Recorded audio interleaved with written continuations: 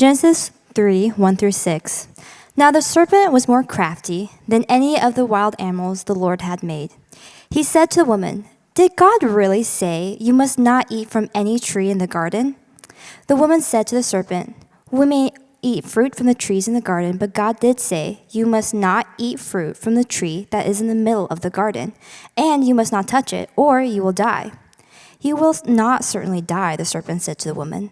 "For God knows that when you eat from it, your eyes will be opened, and you will be like God, knowing good and evil." And when the woman saw that the fruit of the tree was good for food and pleasing to the eye, and also desirable for gaining wisdom, she took some and ate it. And she also gave some to her husband who was with her, and he ate it as well.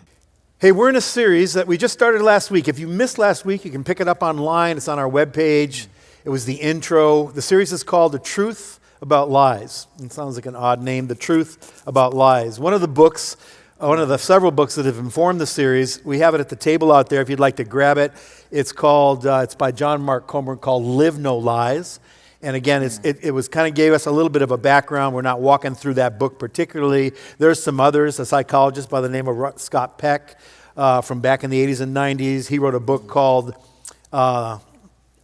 what was the name of that book? I'm so sorry. I just drew a blank. Something with evil. Anyway, talk to us. There's different things, different resources. But every one of the messages we're going to do over this series over the next 7 or 8 weeks, People of the Lie, that's what it was called, is we're going to start with a story that's out there, a story that everybody can go look up on the internet, human nature story. Last week we talked about Onodo, our Japanese friend in the jungle. If you didn't see that, didn't hear that, again, pick it up. This week, there's a guy that he lived recently in the last 10, 15 years.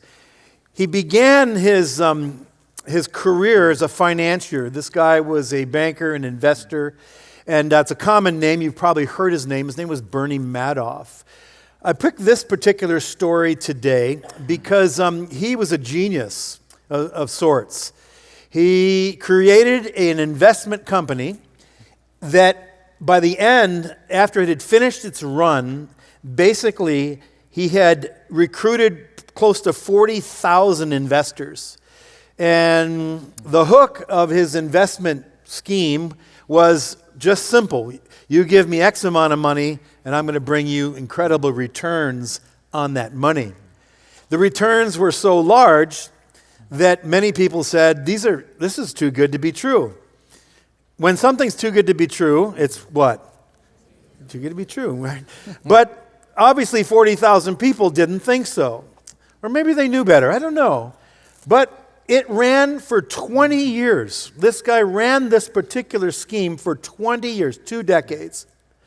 It stretched from San Diego to New York to the Middle East to Hong Kong, around the world, these investors. Interestingly enough, Bernie was a Jewish guy who believed in philanthropy. He believed in giving away money to needy projects. So his early investors were deliberately picked because they too were Jewish philanthropists who wanted to take money and help other people. But in the end, it was an entirely empty Ponzi scheme.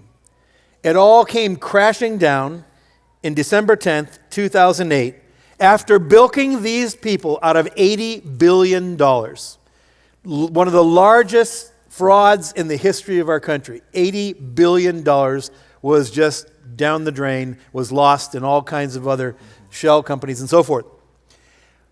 When he was arrested by federal agents, he had to turn and say to his 2 sons that his supposedly profitable money management operation was actually one big lie. He had to confess to his wife and 2 sons as he was about to be led away by federal agents that the whole thing that they'd all invested in, worked at, his kids worked with him, was actually one big lie. He ended up dying in prison. One of his sons ended up taking his own life. His wife passed away. His life ended. It was a tragic, tragic circumstance. But the point of the story is this morning is, what was it that caused all those people to believe something that in the back of their minds, they were smart people. They weren't just kind of people on the street. These were investors themselves. But what was it that caused them to believe something that ended up being just one big lie? My suggestion this morning, what we're going to touch on, is that they wanted it to be true. That's the power of sometimes a twisted lie. They wanted it to be true so much. They wanted it to be true so much that they wouldn't listen to the voice inside of themselves, and they wouldn't listen to anybody else around them.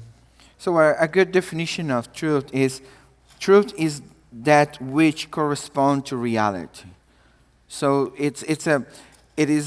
always truth will always need a reality check, and sometimes we create this. We mentioned this last week. This mental map, and then we navigate our world by this. You know, it is like someone asked this question early today. Have someone ever told you a lie? And then have you believed in the lie that someone told you? And it is kind of a natural that the majority of us here, or have been told a lie to you, or you're believing in a lie, or you're just lying now. That never happened to you. So it is this idea of, we operate in some kind of like we believe that is real. Like if you go to Comic-Con, there are people that believe they're part of Star Wars. They dress like, they walk like, they talk about like, and they think like, it's like, yeah, I'm one of the Star Wars person. And there's this word in 2016 become the word of the year. It is the word called post-truth. It is where is an object fact where less influential in shape public opinion than appeals to emotion and personal belief. It is almost like the idea of we lost the common sense. It's like it is moments where it used to be so easy. Like, no offense, but I was listening the other day this debate, and the person say, "How many gender are there?" And the person say, "Over 100." And I'm like, oh my gosh, where do you find all those? How do you define all those? But it's just the idea of, now this is my truth, and I want to respect your truth. We lost the place where it's like that it was the truth coming from, and then everybody becomes like, oh, my truth, your truth, and let's like just respect and love each other. So we're going to pick on about 7 things over the next few weeks that are talked about in our culture that, like, doesn't everybody believe this? And we're going to ask the question, I don't know, does everybody believe this? So today, the lie, the idea we're talking about here is that, aren't we all gods of some kind? I mean, can't we all just be like God? Because that's kind of what we heard in this first lie. I'm going to read just a short passage again. The woman said to the serpent, and again, please don't get lost on the marginal issues of, was it a big serpent, a small serpent? Was he talking? Was he slithering? Was he this? Was he that? Was it a pear? Was it an apple? Was it a plum? Listen, that's just a distraction. But just try to capture what's going on in the bigger picture here. He comes to her, he says, the woman said to the serpent, we may not eat the fruit from the trees in the garden, but God did say, you must not eat fruit from the tree in the garden. In the middle, you must not even touch it or you will die. So it wasn't a question of God said, this is my fruit, don't touch it. He was saying, I've asked you to trust me in this, don't do this. You will not certainly die, the serpent said to the woman. You will not die. For God knows when you eat it, from your eyes you will be open, and you will be like God, knowing good and evil. That was the promise. You can be like God. And in the sense of, and it's important to notice the context, in the sense of, listen, when you're like God, you'll be able to distinguish what's good and what's evil. You won't need him anymore. You know what's interesting about people who, have you ever, just like Daniel was describing, you're like, in the last 100 years, there's been gatekeepers of truth. Public universities used to be gatekeepers. There was a common kind of a body of knowledge that everybody believed was true. You'd have to go back about 100 years, right? But they sort of believed in some basic objective truths. And then the church was trusted as gatekeepers of truth. And then, to some degree, believe it or not, the media was trusted as gatekeepers of truth. Anybody old enough to remember Walter Cronkite? Yeah, you kind of, I know, right? That'll date you big time. Walter Cronkite came on the news in 1963 to announce the assassination of our president. And people wept with him as he wept on camera. But it was only an hour long. It was 5 o'clock to 6 o'clock, and then it was back to the sitcoms. Now it's 24/7. And now nobody trusts the media except the one that I believe. And so what happens is, as truth is fragmented, whether it's in the university system or the church, and the church is just as guilty, or whatever it is, the media, you know what we do is we find people that think like we do. I mean, that's what we're doing. We tend to gravitate towards people who agree with our truth. And sometimes that's called an echo chamber. Because sometimes even that group of people can be believing something. That's called politics. Right? But that's the idea here. The bait of the enemy is, you don't need God. You can find it amongst each other. And we kind of go to this temptation of, I don't know if I can trust God. And then we can fill in the blanket. I can trust God all the way up here, but I don't know if I can trust Him. And then we, like the idea, we become God. We decide how much we can trust God or how much. But who is God? I love it. John, he started explaining in this idea. And the good idea of John is, before he wrote about Jesus, he spent time with Jesus. I love what he say, the Word, he become flesh and lives among us. So it's almost like everything you read on the Old Testament about who God was, who God is, suddenly John say, now He is living among us. That's who God was. And then he say, in the beginning was the Word, and the Word was with God, and the Word was God. He's talking about Jesus. He was with God in the beginning, and through Him all things were made. Without Him nothing was made that has been made. In Him was life, and that life was the light of all mankind. The light shines in the darkness, and the darkness has not overcome it. And then he continued, he say, He was in the Word, and though the Word was made through Him, the Word did not recognize Him. He came to that which was His own, but His own did not receive Him. Yet, to all who did receive Him, to those who believe in His name, He gave the right to become children of God. Jesus showed up as a teacher. It's interesting, this idea as a teacher, because a teacher is a trustworthy truth teller. Jesus is, I love where one of the disciples say, Jesus, would you show us the Father? And then Jesus said, if you know me, you see me, you see the Father. Jesus become this, changing this, what we're saying, the mental map of reality, where He is like, even in the Sermon of the Mount, when He say, you heard about this, but I tell you this. He redefining our relationship with God, the truth, the idea of going back to this in the garden, back to say, you know what? I would not choose to eat from the fruit. I will let God be God, the Creator. I will let God decide what is good and evil. I will follow Him. It's interesting, this book I referred to, Scott Peck, he was a psychologist, a secular psychologist, agnostic in the 1980s. And as he worked with people year after year, most of whom he was, that were struggling with some kind of, the term he would use, mental illness, he began to realize and come to the conclusion, there's something wrong with us. Something's off. And as an agnostic, he didn't believe in God, so then, in a way, he struggled with the question of evil. Because if there is no God, it's kind of hard to call anything evil or define evil for what it is. And he had a revelation of God he had a conversion experience, and that's when he wrote the book, People of the Lie. But in the book, one of the lines is this. He said, I'm convinced that the road to mental health has to be tied to what is true. Now, again, there's debate on what is true, but you hear what he's saying? Remember what truth is? Truth is what is congruent with reality. According to Jesus, he's saying, hey, the reality is, I'm the creator of all things. You're not creators.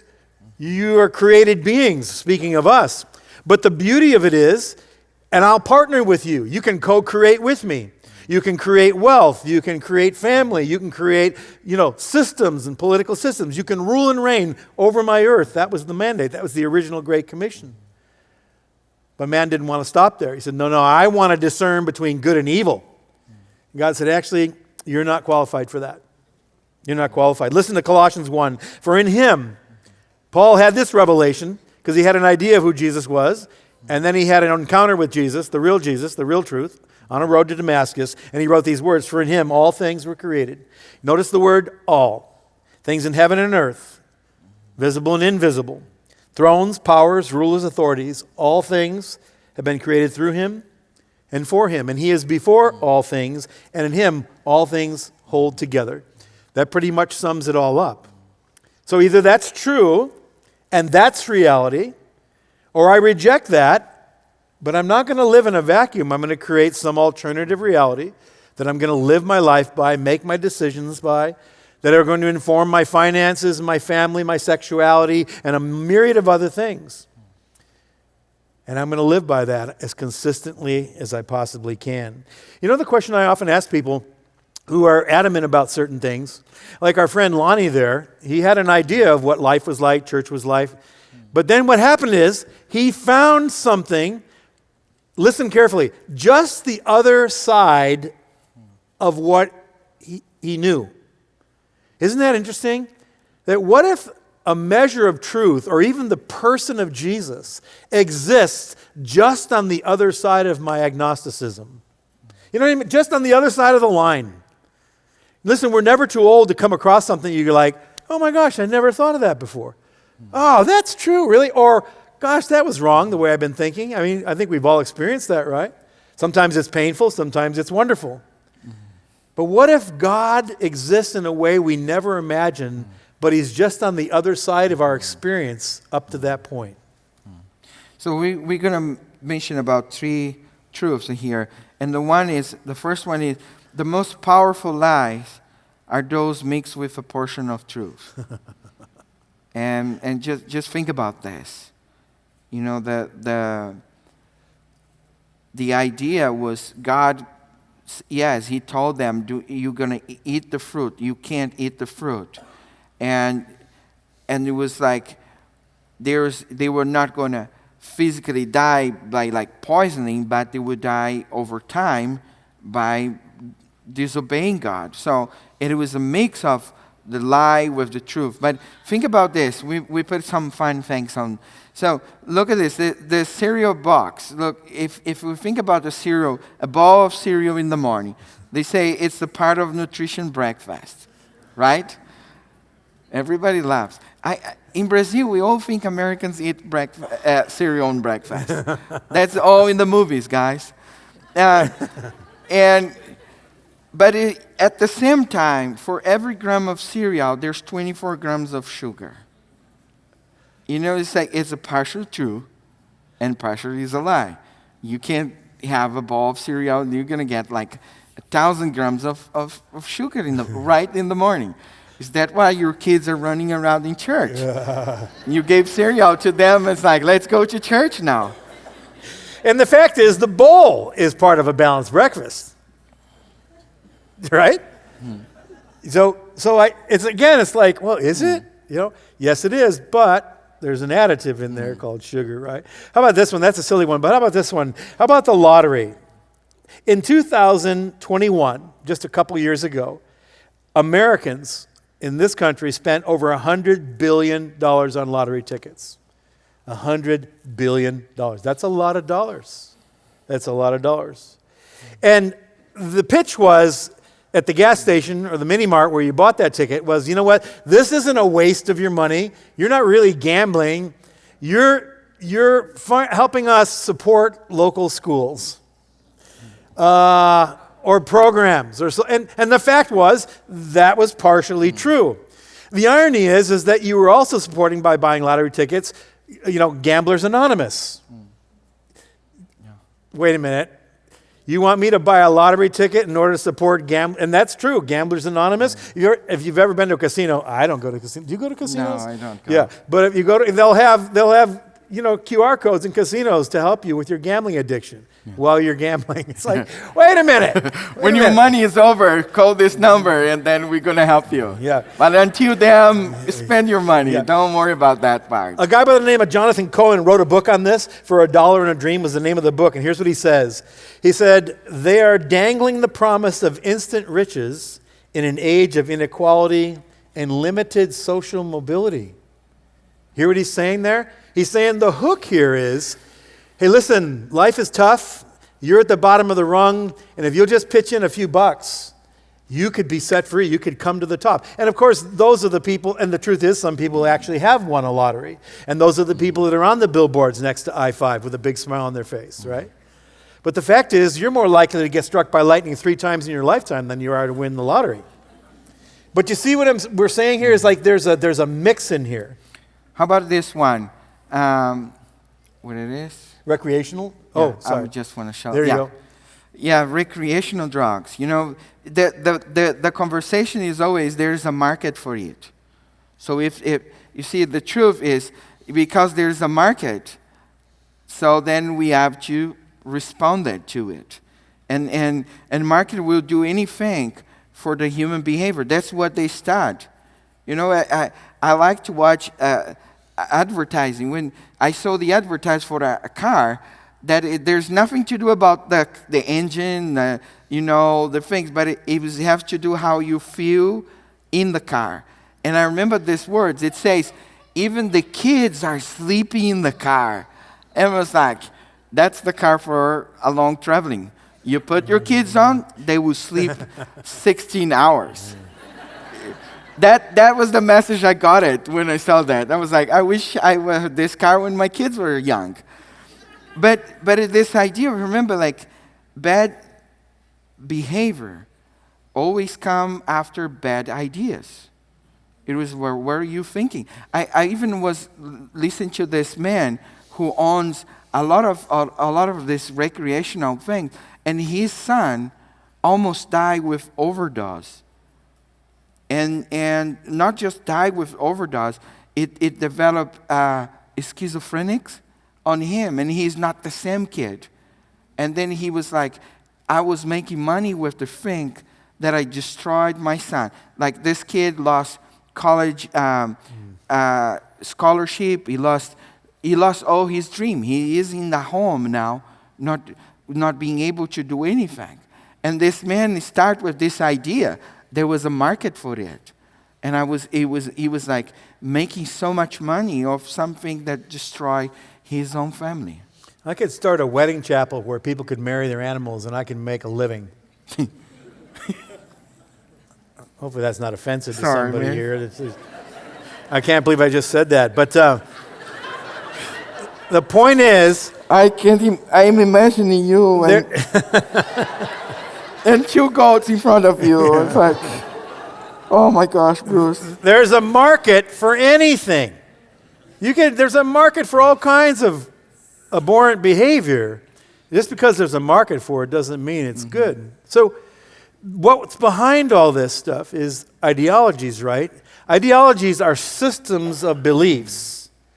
They're systems of beliefs that inform economic theory, political policies, social systems. Behind what people do, this idea of marijuana is a recreational drug. Well, I can bring you up, and you might say, well, that's anecdotal. Look at the data. Just look at the data. Or listen to a few people talk about it, right? See, behind ideologies are ideas. Some are good and some are bad. John Mark Comer, in the book we have out there for sale called Live No Lies, he talks about ideologies, but he puts them in this framework. He says, ideology is a form of idolatry. It's a secular attempt to find a metaphysical meaning to life, a way to usher in utopia without God. That's what happens, right? So if I don't want to believe in the God you're talking about, and usually there's all kinds of reasons I have for that. Well, I'm not going to live in a belief vacuum. I'm going to believe something about who I am in this world and where it all came from and where it's all headed. And I'm going to be vulnerable to an ideology. The truth about that Genesis passage, they were already created in God's image. They were already like God. But what the enemy held out was an ideology. Listen, but you can be more like him. And where you're at now, your status, God's holding out on you. And you don't need to trust him. You need to trust yourself. You need to trust yourself. So the second thing we want to leave with you is this, is that our enemy, the enemy of our souls, plays to our hunger. He plays to our hunger. All you fishermen out there, what is the main ingredient to catching fish? The main ingredient, the most important ingredient. All the fishermen, come on, I know you. Good bait. Very good. But you know what? I can have the best bait in the world. I ain't catching fish. What else? Patience. I've been out there in that darn river all day long, and I'm coming up with nothing. Patrick, help me out here, the fish whisperer, right? Patience. Good bait. What else? Fish are biting. Without hunger, you're not going to catch any fish. It doesn't matter. It doesn't matter whether you have the best equipment or the best guide or the best bait, you're in the best place. If the fish are not hungry, you simply will not catch fish. I can't speak from the viewpoint of the fish, but it seems to be true, doesn't it? You hear what I'm saying here? And so our enemy baits us through hunger. Remember, the woman saw, what did we see there in Genesis? We read, the woman saw the fruit of the tree was good for food, pleasing to the eye. So there's the fleshly thing. Is there anything wrong with that? Of course not. Desirable for gaining wisdom. Is there anything wrong with that? Of course not. And she took it and she ate, and she gave it to her husband. But what she didn't realize is the good thing that she hungered for was actually going to be her undoing, because what she was doing, she was saying, I don't need God to satisfy these hungers that are in my soul. Isn't that crazy? John Mark Comer says this in the same book: the devil's primary strategy to drive the soul and society into ruin is to use deceptive ideas that play to disordered desires that are normalized in a sinful society. That's worth taking a picture of and taking home with you. He says what he's after, he comes to steal, to kill, and to destroy. So he floats the bait of deceptive ideas to a disordered desire. And when a bunch of people all take the bait, they form a community. And it's a community that oftentimes is what the Bible calls sinful. You know, I was walking the other day at the Turner Lake, and I saw this man fishing. And I asked him, hey, do you got any fish? He said, oh, I'm getting one fish after the other. I was like, what are you doing? And you know what he's doing? He goes in, get his sand, and then he throws the sand on the water as he's feeding the fish. And then he said, the fish are all coming because they thinking I am feeding them, and I'm just throwing sand to them, and I'm getting one fish after the other. I was like, that's so clever. And that's what the devil does with us. He does make us think something good is coming. Man. You know, and this is what John said: for everything in the world, the lust of the flesh, the lust of the eyes, and the pride of life comes not from the Father, but from the world. The world, its desire pass away, but whoever does the will of God lives forever. And there's this quote from Augustine. It says, isn't that we don't love? It's that we love either the wrong thing or right thing in the wrong order. You know, I love to wear the shirt, Love God, Love People, the one we have it. And there's certain places you get an eye like that doesn't look, the person likes the idea of this, but most of the people come and say, hey, good t-shirt. And I always say, don't miss the order. And the person is like, what do you mean? I say, don't just love people. You need to love God first. And by loving God first, He helps you to love other things on the right way. And then we don't fall into debates where when the enemy throws us something that sounds like is a good feeding. Like the fish, because the fish that they put on the turner lake, it comes from a place that they feed them for a while. So probably the fish is already know, oh, this is a sound of food. Isn't it, think with me here as we kind of wrap up, is there anything wrong with hunger? Not at all. Hunger is what binds us together. Hunger is one thing everybody on the planet has in common. Think about that. Hunger is the one thing that everybody on the planet can relate to. You can find a man or a woman in any nation or any tribe or any jungle in the world. You like to eat? I do. Get a translator and get the question out. Do you eat? I do. Are you hungry? I am. Let's find something to eat. But it's not just the physical hunger. It's we were created by God in His image. We're hungry to be loved. We're hungry to be safe. We're hungry to be happy. We're hungry to feel protected, to be secure. We're hungry to be provided for. Isn't that crazy? And wouldn't it be just like the enemy of our souls to plan those hungers? Because what are we talking about? A disordered desire is a genuine hunger that's out of balance. It's a disordinate desire. It's a desire, it's a hunger now that rather than enhance our lives, diminishes our lives. Talk to any addict. Talk to anybody who's come out of addictive behavior, and they will tell you that in the beginning there was a measure of some kind of pleasure. That's the bait or the hook. But in the end, it left them diminished. Have you ever talked to anybody that's been in a, I'll just use the word toxic relationship? And you try to help them see, listen, this person is not maybe who you think they are, but you're enmeshed. You say, no, he's wonderful. He or she is just, you just need to give them time, or you don't understand.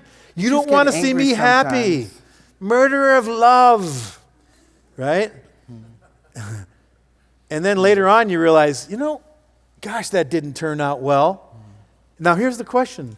Why wouldn't I tell the truth to myself about this? And why wouldn't I listen to someone who loved me and all they were trying to do was help me listen to the truth? Isn't it weird? Because I want it to be true. I'm so hungry. This is the power of gossip.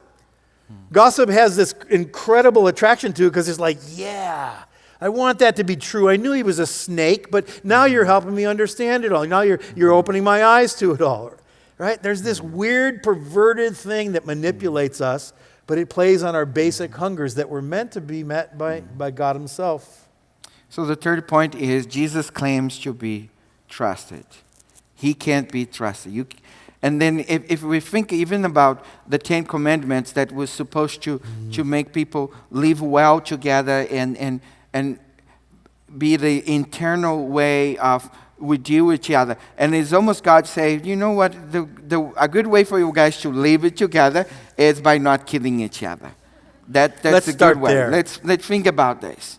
And honor your parents and do not steal. It's a basic thing. It's not like a big of a deal.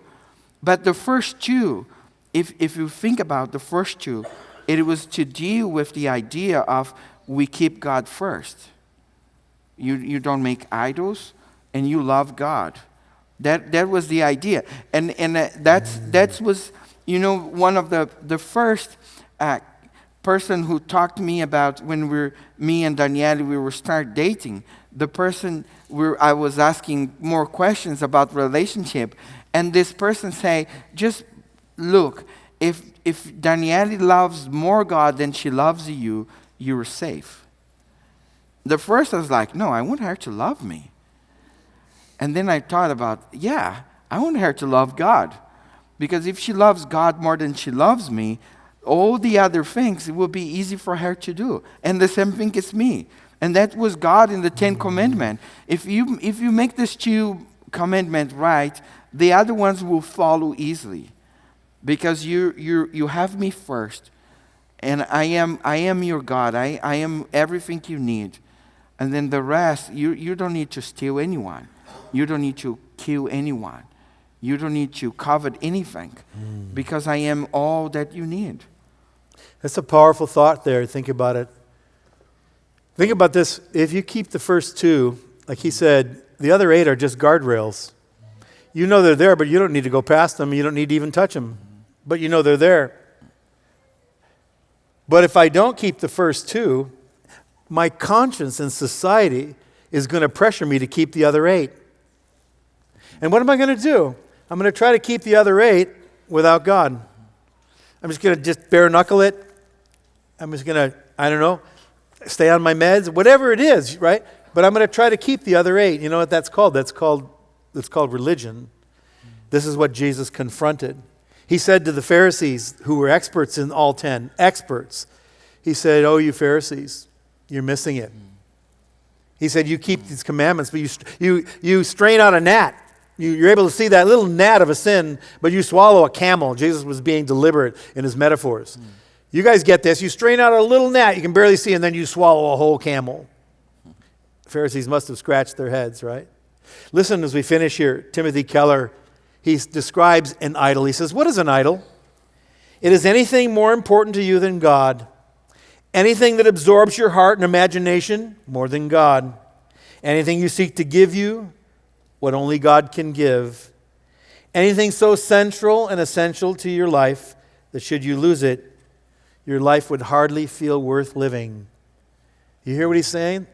These inordinate, out of control hungers, something that comes between I love it more than God. I could say I believe in God, but at the heart of it, the first 2 commandments are not what I believe and what I practice.